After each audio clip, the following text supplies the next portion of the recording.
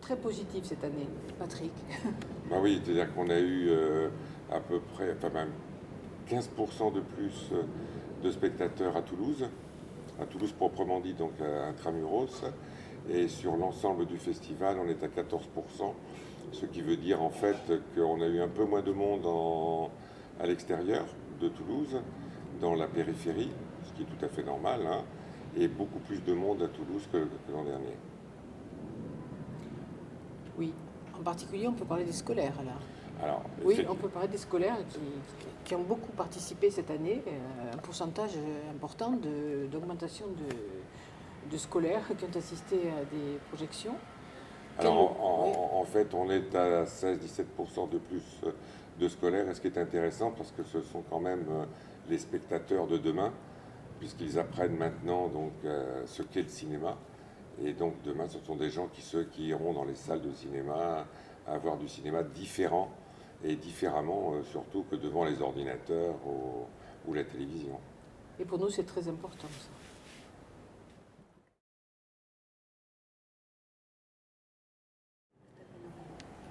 Moi, je pense qu'il y a eu des films un petit peu grand public qui ont fait qu'en Espagne, effectivement, ils n'ont jamais eu autant de spectateurs pour les films espagnols.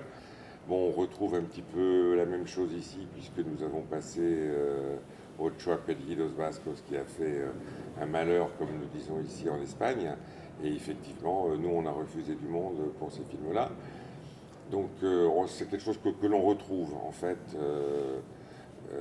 Au festival, et c'est logique que dans la mesure où en Espagne le nombre de spectateurs est augmenté, c'est normal que dans un festival de cinéma espagnol à Toulouse, et dans une ville comme Toulouse très espagnole, parce qu'on a la chance d'avoir beaucoup d'étudiants, beaucoup de travailleurs espagnols, de descendants de réfugiés politiques ou économiques, donc c'est une ville quand même très espagnole, donc c'est normal que le cinéma espagnol les intéresse. Et dans la mesure où ça a monté en Espagne, bon. Et beaucoup d'étudiants aussi. Et Beaucoup d'étudiants cette année. Je ne sais pas si c'est dû au changement de date, mais il y a eu beaucoup plus de jeunes dans les cinémas. Beaucoup d'étudiants dans les salles, je l'ai constaté, et ça c'est bien. Et on l'a remarqué aussi d'ailleurs dans les concerts. On a eu un nombre de spectateurs dans chaque concert que nous faisons donc à 19h. Il y a eu un nombre de jeunes beaucoup plus important que l'année dernière également. Je crois que les activités parallèles ont été très importantes dans ce festival, en dehors de la programmation classique. Et donc le choix était bon cette année. Patrick va vous en parler. Non, mais on a eu la chance en fait d'avoir en même temps que le festival, un festival de flamenco. Mais un festival de flamenco de très haut niveau, hein, puisque les plus grands sont venus. Et comme on rendait un hommage à Carmen Amaya, donc il y a eu une conjonction des deux qui a fait que toutes les salles ont été pleines, que les salles du festival de flamenco ont été pleines, et que l'on a fait d'ailleurs ensemble. On a présenté un film, Triana Pura et Pura, où beaucoup de gens sont venus des deux festivals. Très grand succès aussi avec la venue d'Almudena Grandes au Cervantes. Oui, aussi, où il y hein. a beaucoup de monde. On a refusé beaucoup de monde. Les gens sont restés dehors à essayer d'écouter et étaient très déçus d'ailleurs. Mais enfin, bon, pour nous, c'était quand même aussi une belle réussite. Je crois, moi, que c'est la première fois où on refuse autant de monde à plusieurs séances. C'est la première année où ça nous est arrivé. C'est arrivé quelques fois, bien entendu, hein, auparavant, mais là, il y a eu plusieurs choses. Il y avait également, par exemple, on avait un focus un peu sur le film Rossio, et on a refusé 40 personnes, je crois, parce que la salle était pleine. Et bon, c'est vrai que c'était un moment un peu particulier. On a présenté donc ce film qui avait donc été censuré sous la démocratie, c'est important. On a présenté le documentaire qui avait été fait donc sur ce film, et il était présenté par Milito Torreiro, donc un grand critique de cinéma espagnol.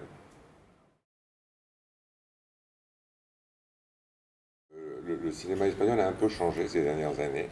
Il y a une grande évolution qui est due à différents points, quoi, en fait. Bon, d'une part, il y a une évolution de la société.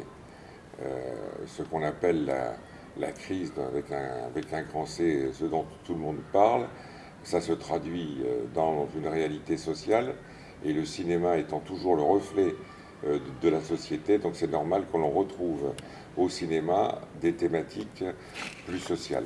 Donc on voit effectivement des jeunes désœuvrés, des jeunes au chômage, ce qu'on voyait moins avant, qu'on voyait déjà un peu, mais que l'on voit beaucoup plus, je trouve, maintenant dans les thématiques développées par les réalisateurs. Donc ça, c'est déjà un point sur les thématiques. D'ailleurs, on le retrouve dans le film qui a été primé, hein, La Violette d'Or, Artico.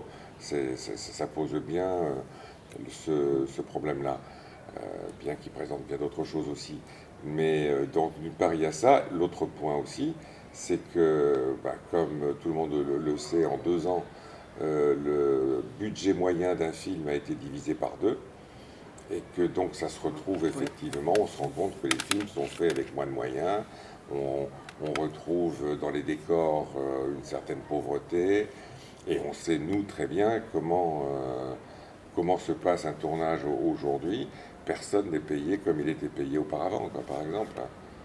Par contre, ce qu'il ne faut pas oublier de dire, c'est que bien qu'il y ait moins de moyens, ce que tout le monde reconnaît, hein, tous les cinéastes en Espagne parlent beaucoup de cette problématique, donc ils compensent effectivement par une grande créativité, ils ont des idées nouvelles, et il y a même des formes de production qui n'existaient pas auparavant. Il y a sous forme de coopératives, sous forme... on trouve les moyens de faire du cinéma, parce qu'on trouvera toujours le moyen d'en faire, même avec des moyens moindres.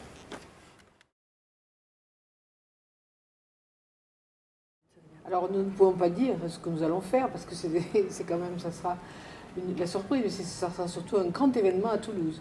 Les 20e anniversaire du cinéma espagnol, je crois que ça devrait marquer. Donc on ne peut rien dire de plus parce qu'on a beaucoup d'idées. On y réfléchit beaucoup. C'est encore un peu tôt, voilà, pour en parler. Bon, le fait est qu'on est en plein festival, on est en train de terminer, puisque ça fait 2 jours maintenant que le festival s'est terminé. Donc ça ne nous empêche pas d'y penser à la 20e édition. On n'arrête pas, on se prend des petites notes de temps en temps, on en parle, mais ce sera une grande surprise.